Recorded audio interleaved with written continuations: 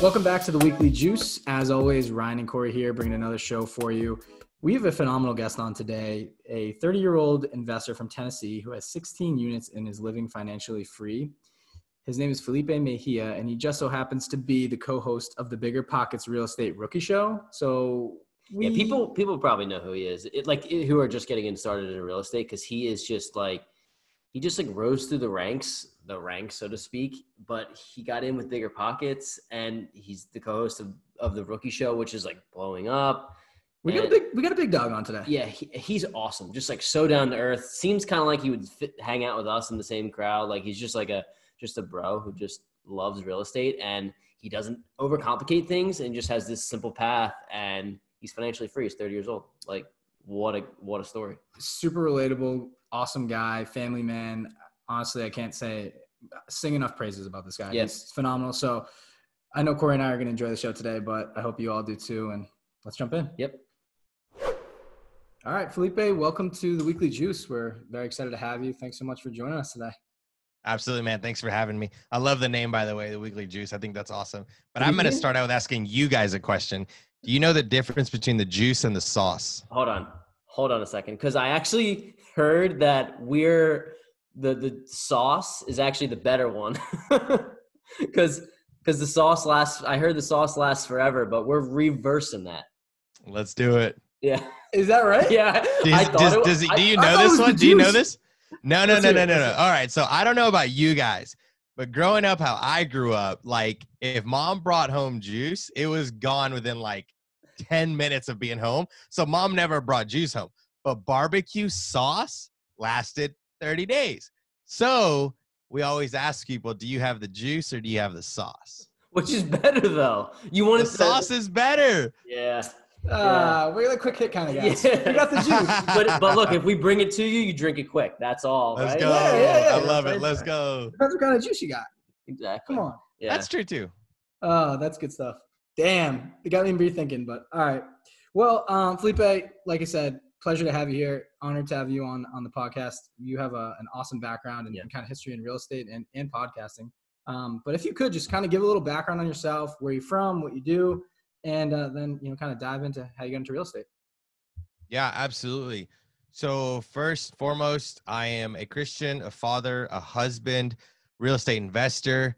Love what I do. Got out of the rat race because of real estate.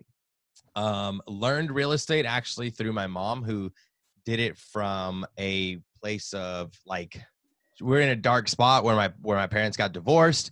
So what ended up happening was my mom had to rely on real estate to kind of keep the bills paid and us afloat. I always tell the story, like I never felt poor or drowning in debt or anything when my parents got divorced, but I did always feel the water at my neck. And that was always a really bad feeling. And when my mom allowed real estate into our lives by house hacking our downstairs basement, then we felt the water maybe at our chest or our bellies. Like it felt, okay, we can breathe. Okay, the dollar menu at McDonald's is maybe doable now, right? So the real estate allowed that for me, and then college happened and all that, and then eventually I ended up getting back into real estate because I found that was the best way. But that's initially how I started. It was because my parents got divorced, and my mom found real estate as from a necessity point, not because it was like something she could do, if that makes sense. Awesome. That's a cool story. And by necessity, you found something that you actually ended up loving, which is a really cool kind of like way backwards into real estate, which I think is pretty cool. So you're from the Tennessee area, correct? Yeah, absolutely. Born and raised in Nashville, Tennessee. I've been all around the country, but I don't know, something about, the rolling hills of Tennessee here are just amazing. I love being here. Cool. So maybe share a little bit about the first dive that you had into real estate. I know that you got started in the mobile home space. How did it happen with you and your mom and that whole time frame? Yeah, absolutely. Great question. So what happened was when I graduated high school, most of my buddies were getting like their down payment for their car, or maybe a graduation ring, or, you know, money was being spent on their gift, or on something, graduation, high school. Just imagine when you graduated, right? So my mom's always been a little non-traditional. And I've always wondered if it's because she wasn't raised in the United States. So maybe she didn't know. So she's always given us and given, you know, everything she has to us. So what happened was I graduated high school, and my mom wasn't aware of the traditions of like get a ring, get graduation presents, apply for college, and you know, do a graduation party and like all that. Like, just wasn't traditional in that way. So my mom actually, when I graduated, said, I'm not going to give you any of those things, but I'm going to give you my half ownership of a mobile home that she had. So she got remarried, and her and my stepdad bought a mobile home, and she said that she was going to give me her half ownership in it. And I told my stepdad if I could buy him out of the other half. And he said, yeah, that's fine. I gave him like $3,000 or something. I'm sure it was more than that, but that's all he asked me for. I worked with him, paid him his money, and then I got the mobile home. And luckily enough for me, my mom gave me my first tenant, who is still with me today. If you've heard any of my podcasts, you know about Victor the painter. Yeah. And he's been with me since, dude, 2008. So he is still with me now. We actually have a job next Thursday that I put him on. I help him out a lot by finding him gigs and stuff. But anyways, so my mom actually was renting to Victor the painter in our basement back then. And she was like, here, you know, you can have him as a tenant after I graduated high school. And his rent was $500, and I think the lot fee for the mobile home was $350. So since day one, I've been cash flowing, literally since day one. Wow.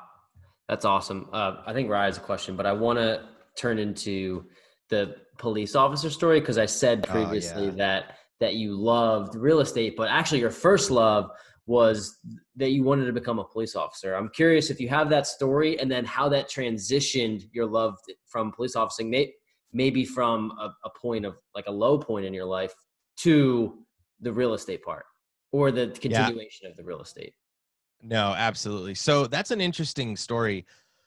I promise I'm not going to cry. I promise I'm not going to cry. No, I'm just kidding. I used to actually get really emotional about this. So like I said earlier, I was born and raised in Nashville, Tennessee. And I love it here. I legit love my city. Like, you hear, like, if I was like a gangbanger, it'd be on like my forehead and like across my chest or something. Cause like I legit love like where I grew up. Definitely C+, C- neighborhoods where I grew up in Antioch, Tennessee. Those are your listeners that'll be familiar. They'll know. So I actually wanted to work in my community as a police officer. I'm bilingual, born and raised here. I know the streets literally like the back of my hand. I mean, I literally would walk them back and forth to church some Sundays when my mom couldn't give me a ride. Like, I understood my neighborhoods, the ins and outs. And I knew that I wanted to join I don't think I've ever said this on a podcast. There was a program called The Protector, El Protector in Spanish, where I wanted to be a part of really bad since I was like 15. Like, I knew the guy that was that dude. And I was like, man, I want to be that police officer, like the Hispanic liaison between the police department and that. So that was my goal. I did it through high school. I volunteered. I helped out at the police department whenever or however I could with free events. And then I went to high school, graduated, went to college, graduated. And I was like, cool, I'm going to apply. So I applied. I got into the police department. It took forever. And finally I got in, and about 3 days in, there was a police officer who was a trainer, and his name was Marshall. And basically he was riding my tail since I got there, but I was like, oh, sweet. Like, this is what I signed up for. Like, bring it on, dude. 1,000 push-ups. I'll never do it, but I'm gonna try, like, whatever you want done. And then come to find out, he had some kind of vendetta against me. I don't know. But his final words to me was, we have enough Latino police officers, you can leave. And that was it. And I was like, you thought he was kidding, right? I did. I was like, cool. Like, this is awesome. Like, whatever. Like, heck yeah, dude. Like, I can take it. What's up? And then, like, he wrote me a pink slip, which is like a referral in high school or something. Supposedly I got in trouble, and I was like, oh, sweet. Like, I can do this. He's going to send me home. So he sent me home, and he was like, you got to get me 10 pages, 10,000 words or something, like undoable in 12 hours before you come back. So what I do is I started writing like crazy. I had my wife helping me, like just like we were gonna do this, and I brought it back, and he was like, "I told you to do it in pen, not in pencil." And I was like, "This dude, this is crazy," but I was like, "I love it, like sweet." And he was like, "I'm serious though. If you ever come back and step grounds on this, I'm gonna arrest you for trespassing." And that's when I knew he was serious about not letting me become a police officer. So I got in my truck. I cried all the way home as a grown man, and it broke me. It was insane.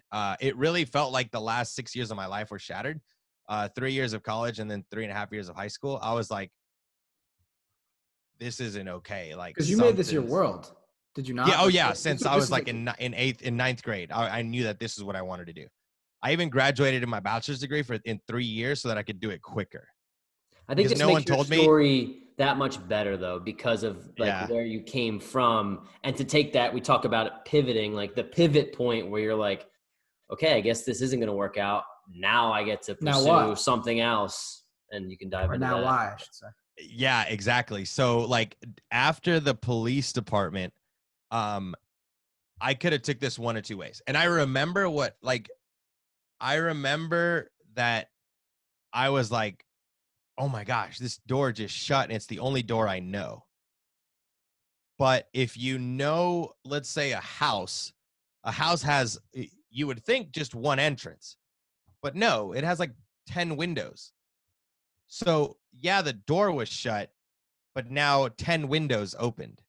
And it felt, at first, it really sucked. And I mean, for a long time, like 6 months to a year, it hurt and it sucked. And I would have like emotional breakdowns and it was just terrible. But then I slowly started realizing that like God was opening other options for me now when I had such a narrow mind about that.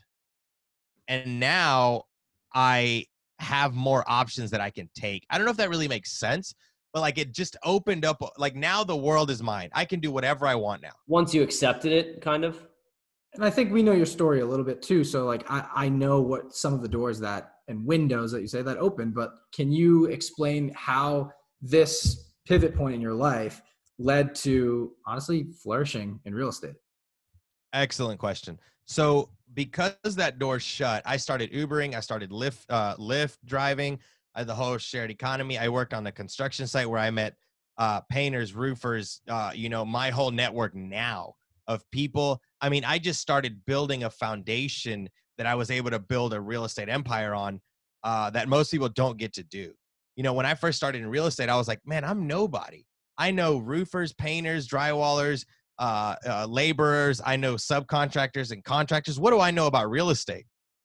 And then I'm like, wait a minute. I know everything about I can literally build a house with the people that I know. So like my buddy Diego Corzo says, I'm using my weakness as now my superpower.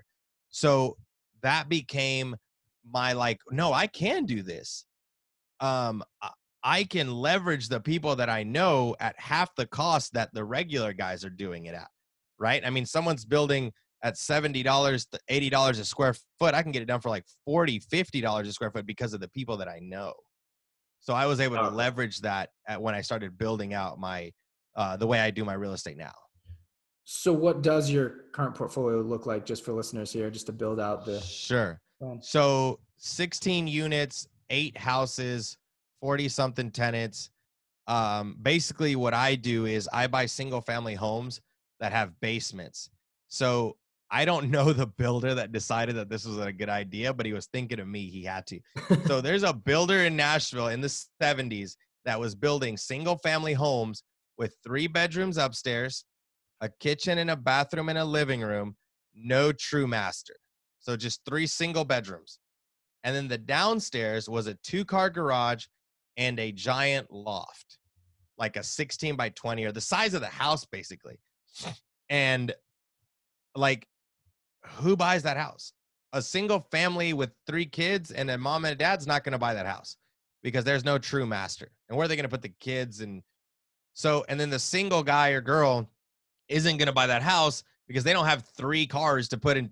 I mean, it's such a waste. It's a terrible design, but it's perfect for me Because then what I do is I go in and build out the downstairs, leveraging those guys that I told you I know, adding plumbing, electrical, and 3 bedrooms downstairs, literally doubling my living space, purchasing a home as if it was a 3-1. I converted into a 6-2, being able to house hack the mess out of that house.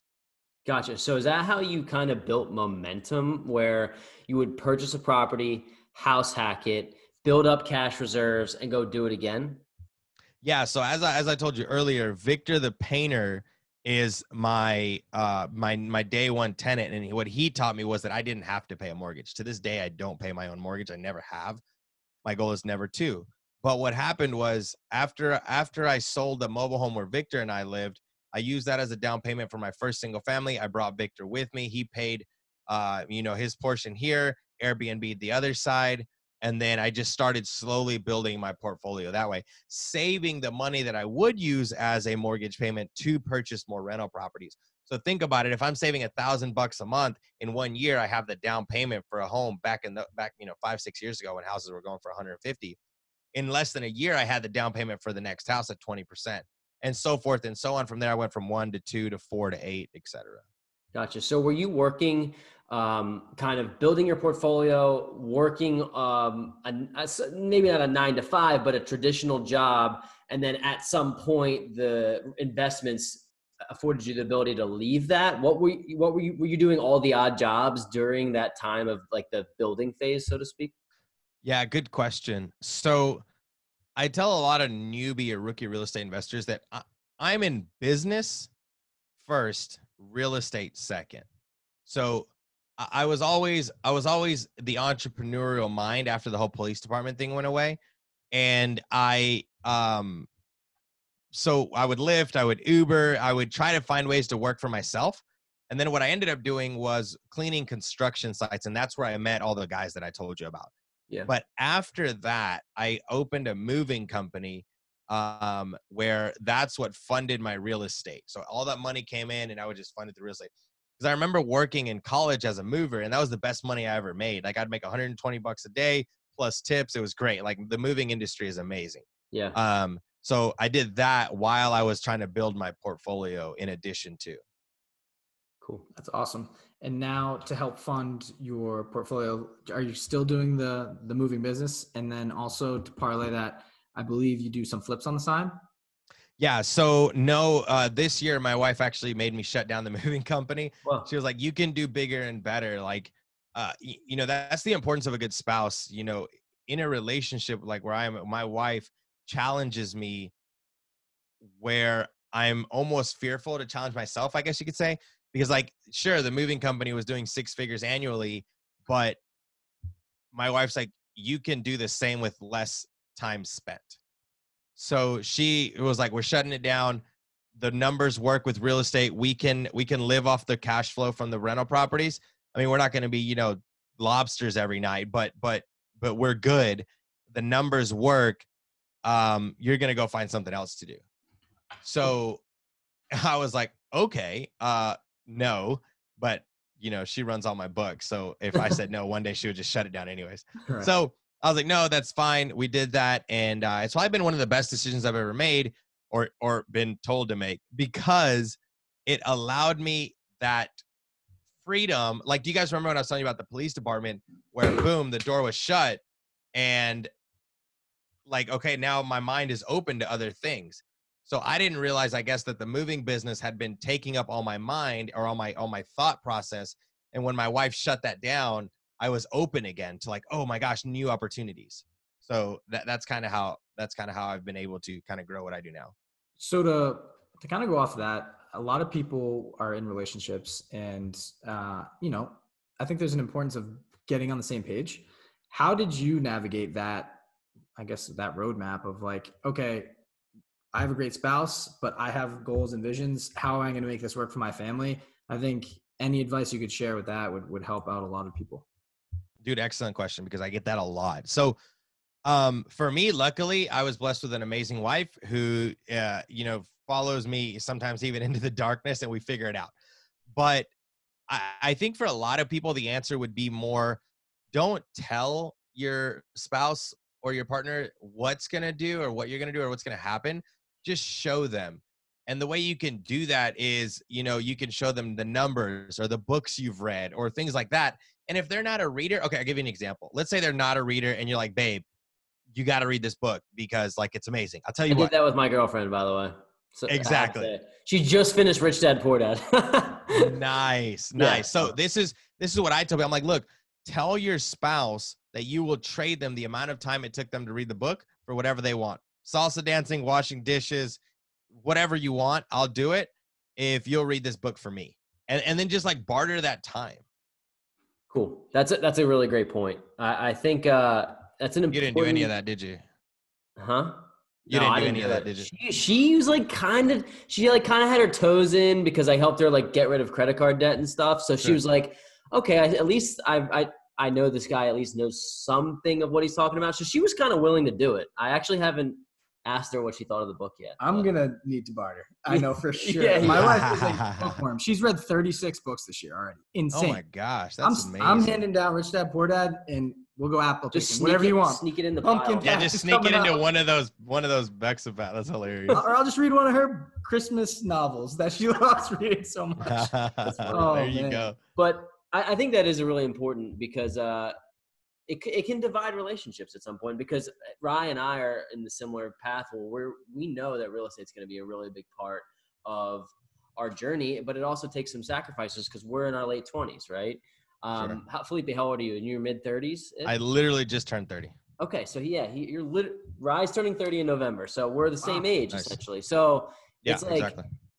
Once you start a family and all these things, but there are some sacrifices. I guess maybe to speak a little bit about some of the sacrifices that you make up front in your 20s, in your late 20s, that have helped you get to this point, because house hacking can be looked at as a sacrifice to some people. So let's clear it up here.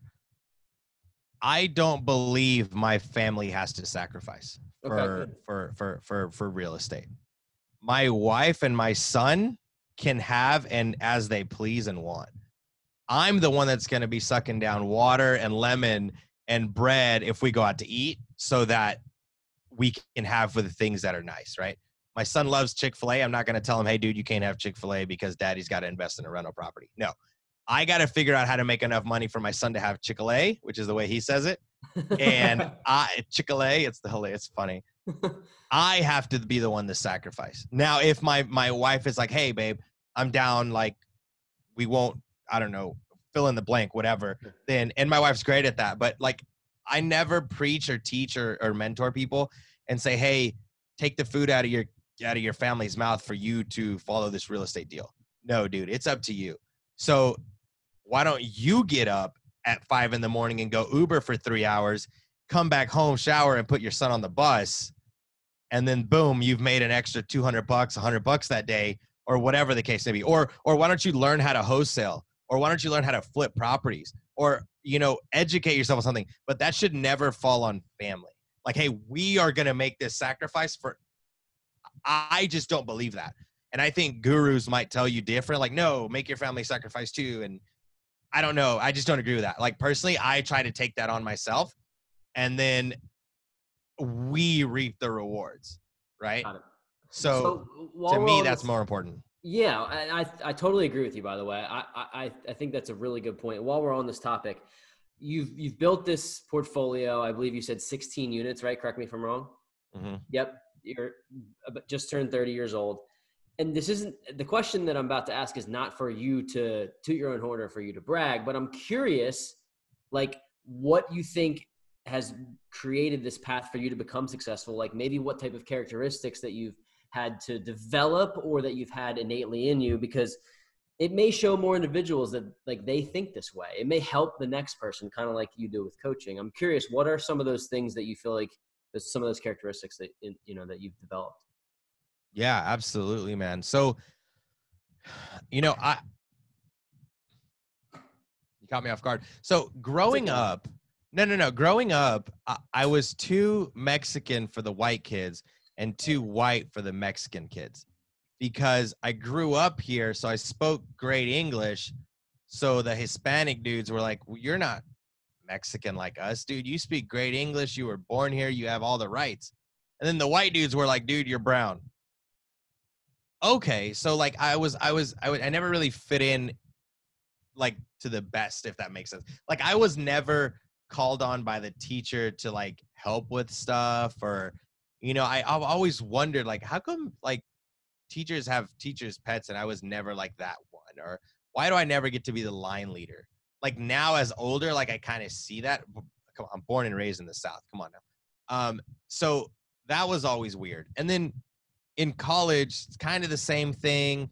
So when I graduated and the police department, like they failed me, whatever, then like there was just all these no's consistently in my life, to where when I went to the bank to ask for a loan for a mortgage and the answer was no, you know, metaphorically, I'm sure I did this, but can you imagine? I walk into an office, the lady's looking at me, she looks at my documents, I bring everything she asked for, and she says no. So I turn around, I walk out. Right before I close the door, I say, you know what? Do a 180. Why? Why can't I get the loan? And that catches people off guard. When someone has to give an explanation for systematic fill in the blank, I don't know. It's really hard to be racist at the bank because like they have laws that they have to abide by. Right. So it's like, why? Explain to me why. I'll be back in a week to fix that. So after a while, I figured out that if I can check all the boxes at a bank, I'm going to get funding. Whether they like it or not, I'm going to get funded. So asking why is a grit. Yeah. It's just I need an answer as to, I'm okay with the no. Felipe, you can't play in the NFL because you're not 300 pounds you know what I'm saying? Like I can accept that. Yeah, I'm not dunking. But if you can't tell me, exactly, I'm not dunking on anybody. But if you can't give me a reason as to why not, then we got problems. Cool. I think that's a great answer. One that, you know, you kind of just, it goes without saying, but I think adaptability. You've just talked about so many different scenarios. You talked about using the windows as opposed to doors to create your own path, right? It seems like you've adapted through a lot of different things in your life, and I think it's absolutely incredible. I know one story I was hoping you could share about the flood that happened with the mobile home. I think that's an amazing story, just to show how someone had your back when you weren't quite expecting it. Yeah, this definitely fits into what I was just talking about. So I had a mobile home. I got to kind of give the backstory. So I was in college. I was coming home.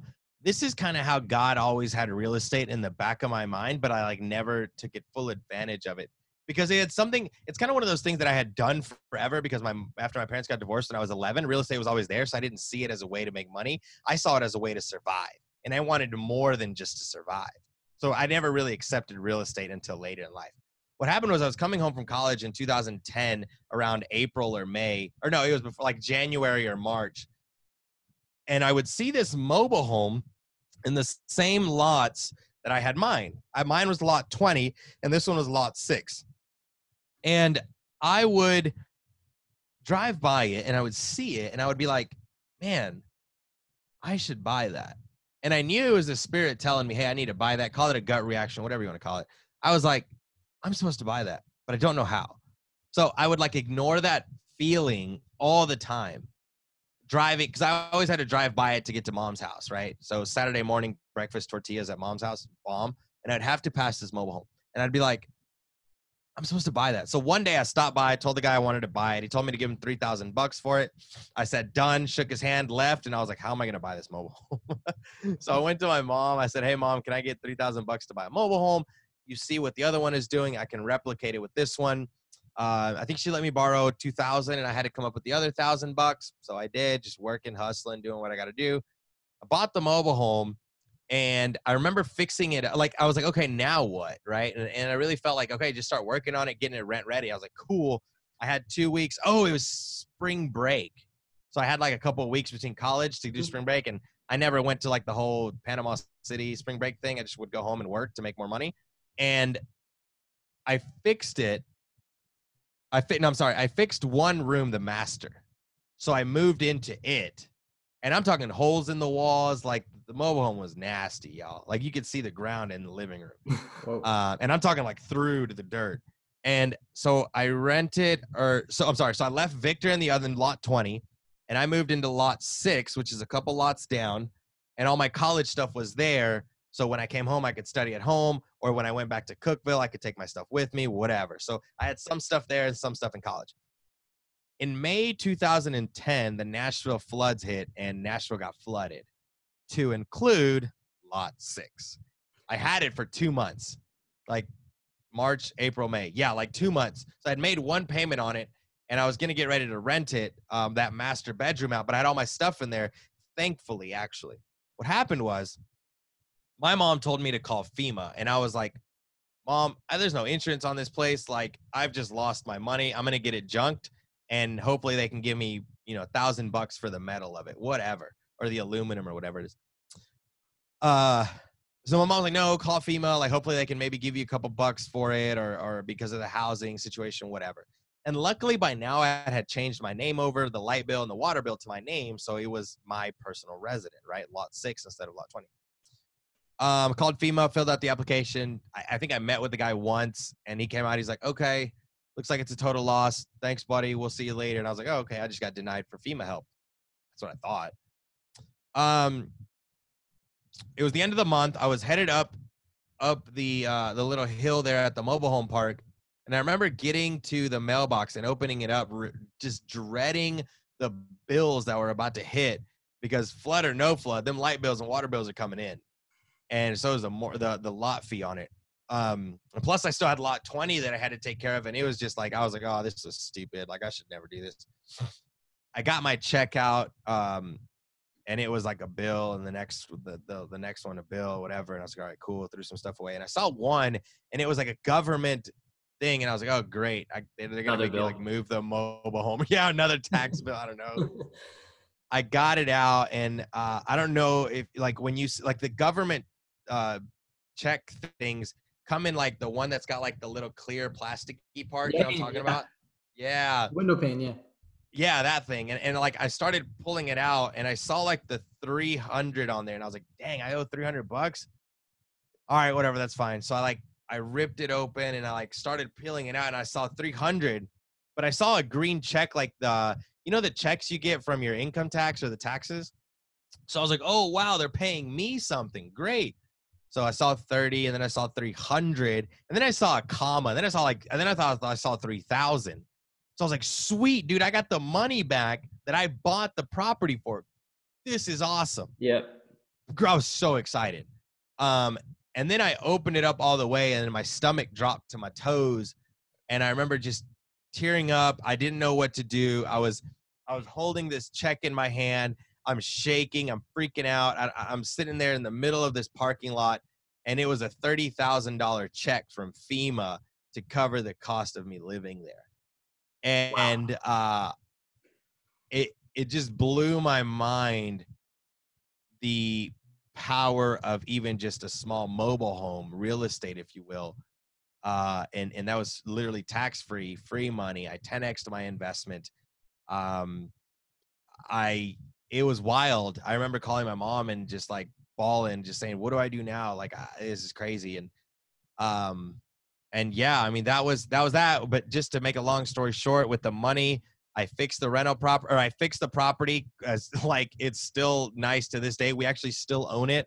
And like every responsible college kid, I went out and bought myself a sports car with the rest of the money. As you should have, man, because that was I should have. Seriously, because it took you to this low. Like I'm thinking, very low. When I had like a mini flood from a rain in my house, very minor, but even in that moment, I was like, you kind of assume the worst. And for you to be in the situation where everything gets flooded, you think you're going to lose it all. You think you hit rock bottom, and then you get this check. You're like, okay, I got to do something with this. So it's a really cool story, and I'm glad you bought a sports car, because you deserved it. But I kind of want to pivot a little bit, because I want to talk about. I have written down here your first real estate deal, but I really want to talk about more just a typical real estate deal for you, because you mentioned how you turn these homes into 6-bed, 2-bath, I think is what you said. I'm just curious if you'd be willing to walk us through some numbers on one of your typical homes, maybe what you buy it at, what you turn it into, and then what it rents for, and kind of your just how your investment works. Yeah, absolutely. So one of the things that I do is I find I find that house that I explained earlier, right? Yep. The 3-bedroom, 1 bath with 2-car garage and loft. The first thing that I do is I go and look at the property, but so that I'm not wasting time, I literally take my contractors with me, plumber, electrician, and framer. And I'm like, hey guys, I'm going to pay you $120 for the day or whatever. Or by now they just do it for free because they know they're going to get the job. But they come with me and I walk the property with them and my realtor. And I'm like, hey, framer guy, which is my framer Chicho. I'm like, hey, Unc, can you go downstairs and how many bedrooms can we get out of there? Electrician, hey, Jaime, can you go down there and make sure that we don't have to pull permits? Like there's already wiring downstairs. There's already enough space in the electrical box.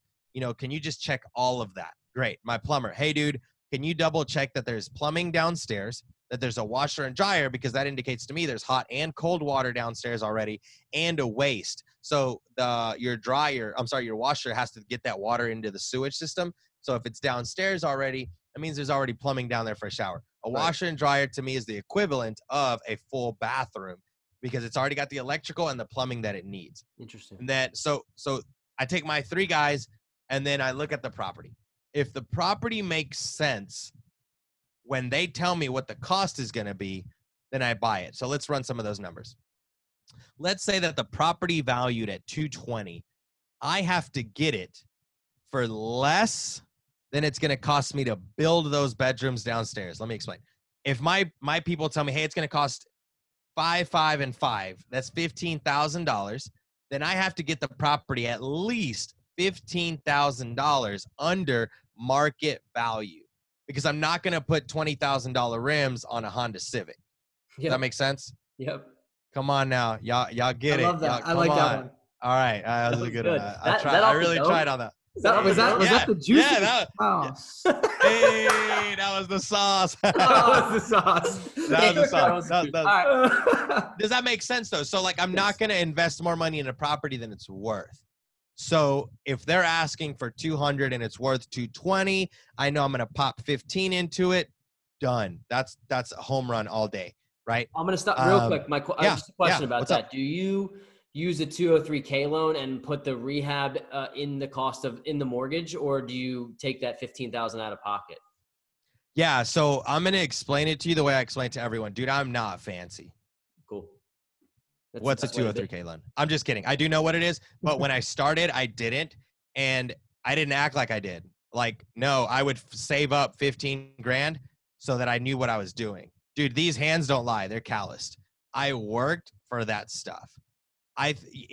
Nothing against people that do it better than me because yeah, you can get a 203K loan and do this and get fancy and yada, yada, yada. Dude, remember when I graduated high school, I didn't know I was supposed to have a party. Like I come simple, bro. Like as simple as it comes. The house is $200,000. I need $15,000 to build out the downstairs. I got to go put 20% down. That's just what I did 8 times now. Right.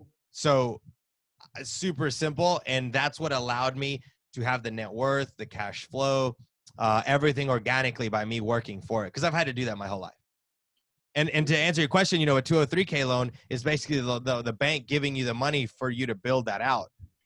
I mean, yeah, I guess you could go that route, but no, I didn't do that. No, it's cool I think it's cool that you didn't because you had the sweat equity into it and you know that you want it to be tangible and in front of you. What is that? Yep. What does it rent out for after you finish the rehab? Sure. So yeah, let's run the numbers on that. So when I go for a $200,000 property, my mortgage plus insurance plus all that's probably going to be like $1,300. Another $250 in bills, maybe $300. So maybe $1,600 a month all in. So my upstairs is going to rent for $500 a room, which gives me easy math, $1,500. I'm negative $100. Yep. Most people aren't buying that house because of that reason. Not Felipe. I go downstairs and now I rent the downstairs for $400 a room for 2 rooms. Plus one of the rooms for $600, the big loft that I told you about. So do the math, $1,400 minus $100 that I needed for upstairs, $1,300. Bang, bang, bang. I'm cash flowing about $1,300, $300 for CapEx. I keep $1,000. Yep. That's great. That's simple, dude. It's awesome. It really is. Like if you can cash flow that much by affecting the property the way that you do, it's incredible. And you say you rent it by the room. So does that mean that you have, like, you don't have family staying there? You have like either like single adults that want to rent a room to themselves. Is that the idea? Yeah, no, we don't have single kids. That would be weird. We have single adults, not single kids. We have adults. Like, he's getting red. We have adults in the upstairs. We have basically what I do is I cater to the traveling professionals, but not like the nurses that you're thinking about.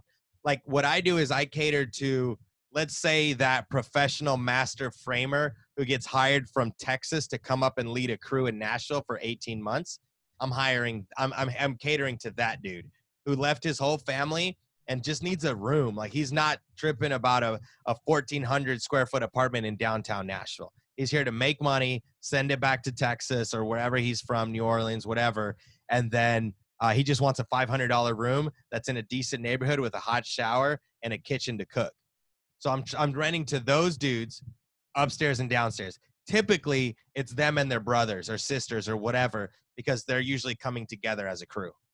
That's awesome. The reason he's so successful is because of how well you know your niche. Like, let's calculate. Yeah, remember, I was on the construction site. Remember, guys, I was pushing a broom. So I know the story of the Mexican dude that's like, no, I'm not from here, bro. My family's in Texas. I'm here for 18 months on a contract, and then I bounce. I'm like, sweet, where do you live? He's like, at the hotel. I'm paying $1,000 a month or whatever, a week or whatever. Yeah, way more. I'm like, probably. Whoa, that sucks. So like, I was like, I can tap into all of these people. You found your niche. Yeah. So exactly. A couple questions here. But first off, how do you essentially market your properties? Like, I know you know how to speak to them and I know you worked in that industry, but like, how do you get your properties in front of them and say, hey, listen, like, this is what I have open? Yeah, good question. So Facebook Marketplace and Facebook groups is really cool. Yeah. So like, it's so weird how people adapt. For example, there is literally like 60,000 Hispanics in Nashville that are traveling professionals that literally will pass the room to each other and say, hey, I'm leaving this room next month. You can have it. And then it just gets passed on and passed on and passed on. So by now I'm known as that guy. Because I have Hispanic tenants, and they did that. Like, they're like, oh, I know somebody else who can fill it, and it's a cultural thing, which I think is great. They're always helping each other out, trying to get new people into the unit. Like the guy I bought one of my properties from, like I inherited the tenants, but he was like, yeah, these are people that I know that knew other people. It was a warm lead. Yeah, it's great. So. Cool. Sorry, go ahead. It's just like that. They communicate to each other. Hey, I'm leaving. Here's the next crew coming up behind me. You can rent to them, and so forth and so on. So yeah, I have a band of brothers upstairs, a different band of brothers downstairs. And what's really funny is most of the time they work together, the upstairs and down. Hey, like, I know you you're the framer, I'm the plumber. Like, yeah, we're working on the same construction site, so it's pretty chill. So that probably helps when it comes time to fix something in the house. I assume that they you don't have to do much. Yeah, most of the time they fix it. That's amazing. Yeah. So another marketing question here for you too, but it's essentially like how more so deal finding. Like, how do you find your deals? Specifically these properties, you said there's one builder in the 70s, I guess, that specifically built the type that you're looking for. How do you find those?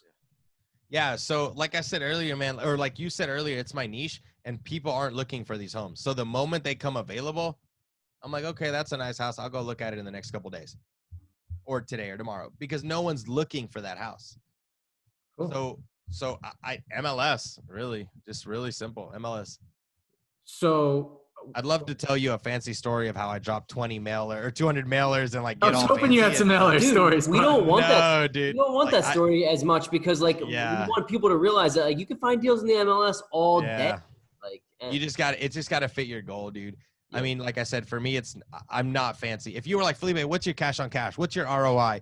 What rule do you use? I would literally look at you and be confused as crap, because I'm like, dude, I don't know. I know that I make $1,000 in cash flow per house.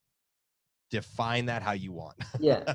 I think the best part about what you're saying is that you're not overcomplicating it, and you're not getting flustered in the details. It's like, this formula works. I'm going to do it. I'm going to do it again. I'm going to do it again. And like, I think that's honestly advice for us, because we're both sort of pretty analytical guys. So where we're like, we have to get the numbers right. And it's like, you can kind of fail forward. Like, as long as you know you're buying a good deal, and it is a good deal when you buy it, and you keep buying those, it's going to work out, right? I believe Exactly. I believe one of your mantras, Felipe, is take care of the big things, right? And worry about the little things after.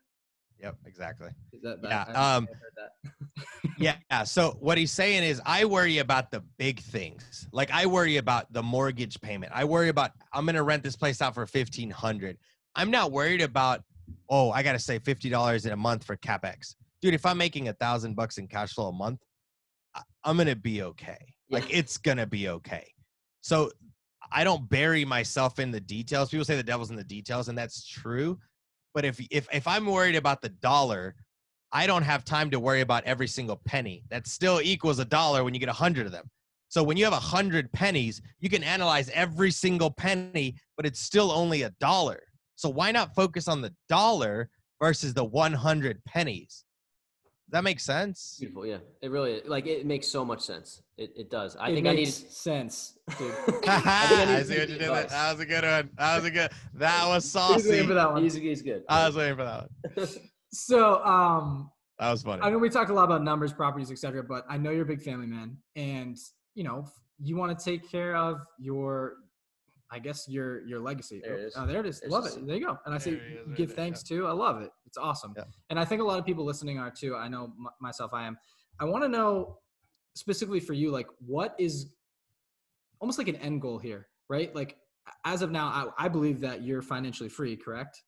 Yeah. Like you and your family can do what you want based on your real estate. Did you have a certain number of houses or properties that you needed to attain to reach that number? And when are you done? Or are you just going to keep going? Yeah, that's an excellent question, man. At first, I didn't know. And I think that's why I bought a multifamily here, a 6-unit apartment complex there, a mobile home here, a flip property there, because I didn't know my goal. And then one day I had to sit myself down with my wife and was like, dude, what is my selfish, independent, personal goal that's going to most positively affect my family? Say that 5 times fast, right? That came off the top of my head. So Well, like I had to, you got to record it. That's good. I had to figure that out and say, what do I want? It's not $10,000 a month, 100 million units. It's not that. I read a book called Life and Air. Brandon Turner, shout out to Brandon Turner, OG, for recommending this book to me. He said, Felipe, read Life and Air, because I had told him like, dude, I want to do this. I got this much money. I'm really good, yada, yada, yada. And he was like, dude, read this book. And I read it and it rocked me, dude. It's one of those like read over and over again type of books, because it talks about, I'm not going to give away the story, but it talks about this dude who like built a massive company. One day he went to one of his houses. He got hit in the back of the head with a thing. Someone almost robbed him, and he was trying to figure out like why he was doing it all. And at the end of the day, he figured out that he had a goal, but he was trying to purchase the goal instead of allow the goal. And let me explain it this way. I don't have a numbers goal anymore. My numbers goal, if you want to set it as that, is more of a time.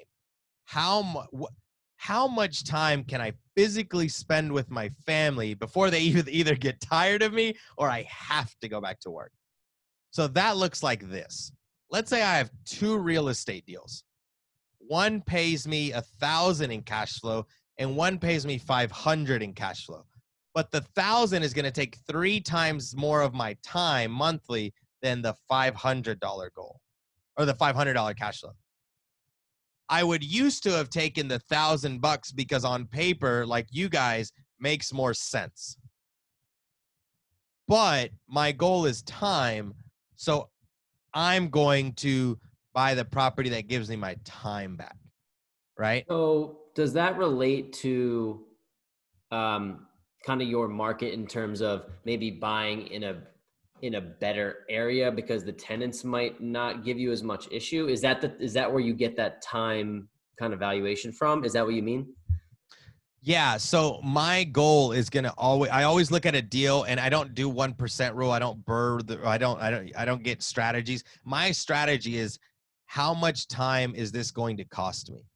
People are like, oh, dude, it's going to be a $50,000 payment, $16,000 rehab, yada, yada, yada.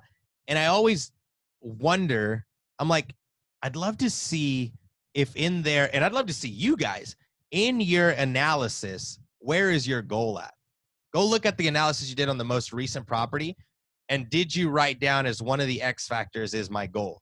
How does this positively or negatively affect my goal? And if that's not in there, you're building a bunch of different bridges and you have no idea what you're doing.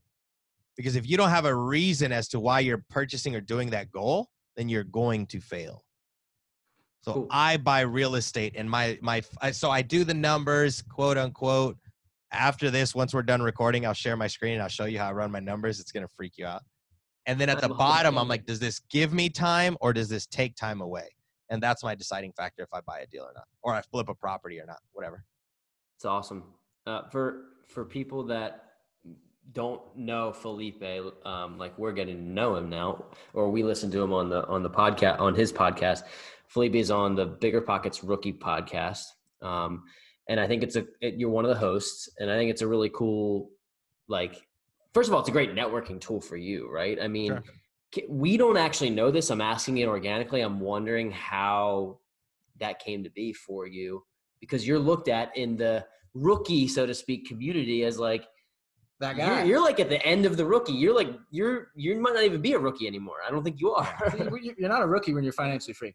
Exactly. You're in a different. So you're like, let me tell you why I am.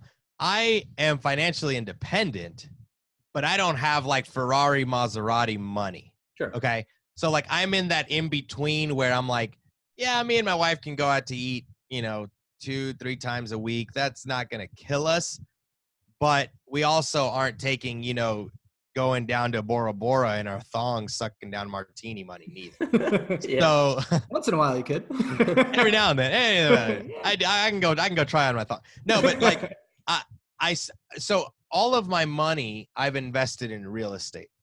So now I'm working on creating heavy cash flowing business where I can now spend as I please versus having to invest. Does that make sense? Absolutely. So I think everyone's goal should first be to reach financial independence, and then after that, create businesses that are cash heavy for you. So can you just define for the layman here, like financial independence? Like, what does that mean? Sure.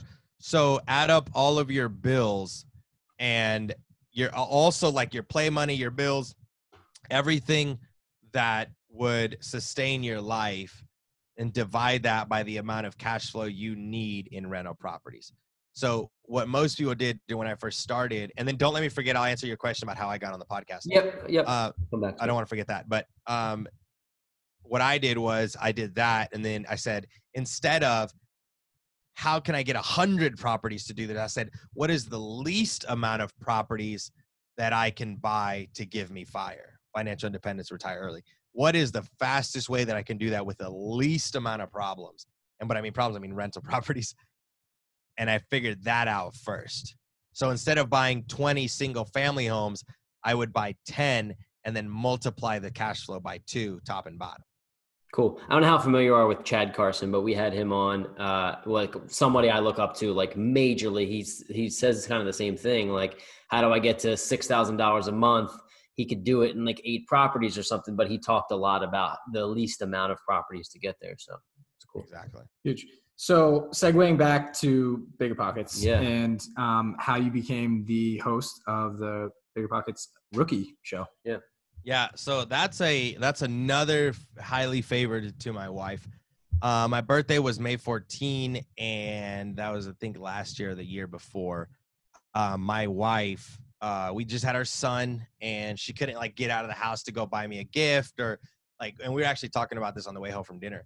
Like she couldn't figure out what she was going to give me for my birthday. And what she did, she knew that I was listening, just like probably a bunch of you guys are, like religiously to Bigger Pockets and Brandon Turner. And what she did was she DM'd Brandon and asked if I could have a 20-minute conversation with me just to like, I would have been like, I was like, man, that would have been amazing to talk, Yeah. So she DM'd him, and it just so happened that me and Brandon Turner's wife share a birthday. So that caught his attention. So all you guys that are going to, that could be fake.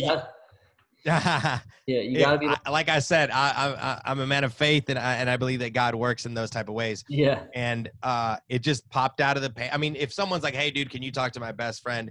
this is his birthday, and it's like the same as your wife or your girlfriend or yourself, you're gonna be like, oh, okay, that's actually pretty cool. Yeah, I mean, we share whatever. There's that immediate connection, if you will. That's small but enough. And he said no, because him and his wife share a birthday. Right? What a guy. No, we share a birthday, so obviously he's not going to talk to me on her birthday, but he talked to me the day after. So the day after he calls, and we end up talking for like an hour and a half, and we just got to know each other, and just rock star dude, super humble, Christian, just super cool dude. And we just kind of hit it off. He asked me to be on his podcast. Then I was like, oh my gosh, this is amazing. I'm talking to Brandon Turner and I'm going to be on his podcast. Like, whoa. And then my show did really well. Me and Diego Corzo, my business partner, are like a couple of the only Latinos that have ever been on Bigger Pockets. It's mostly like, I don't know, just not Hispanic people. But it's not because of anything other than there's just not a Hispanic real estate like community, or a lot of us. Sure. There's not many. Not because of anything else. So I got on Bigger Pockets. My show did excellent. I was told it did really, really well. And then they were wanting to do another podcast for rookies, because Bigger Pockets found out that like 70% of their listeners have never done a deal, which puts them all in rookie places. Yeah. And the Grant Cardone stories are great. The Robert Kiyosaki's are awesome, but I'm probably never going to be the next Grant Cardone or Robert Kiyosaki. So Bigger Pockets saw that they needed a podcast for rookies, and they reached out to me and like 50 other people. And this is why I feel like I got it. So first, obviously, my wife with what she did, but from there, me and Ashley, my co-host now, decided to, we knew that each other was in the running. So we connected outside of Bigger Pockets and started doing mock real estate interviews, like just mock interviews. So by the time they asked us to do one together, we were rock stars, and they were like, holy crap. Like, we didn't even got to train you. You guys flow. And we just crushed it. So it was a no-brainer once that happened. Act as if. That's amazing. You know, they would say like, dress for the job that you want, not the job you have, something like that. Like, correct. Dress rehearsal. Love that. And that's rise a question here, or another statement here, but that's kind of the reason why we even started our podcast, to go off exactly what you said, is because I'd love to build this, massive real estate empire, but I started listening to Bigger Pockets, and I love Brandon, I love David, I love what they've done, and they were the ones who got me into it. But sometimes I think when they bring on guys who have syndicated to 20,000 homes, I'm just like, I need to get simpler. And I thought that Ryan and I have a cool story. We're building a portfolio together. Maybe people want to hear that. And then the people that we bring on who are around the level, maybe a couple levels above where we are. And that's kind of similar with you on the Rookie Podcast. So it's cool. Exactly, dude. 30 feet in front of me is awesome. But what about just my next 2 feet? Can you help me with that?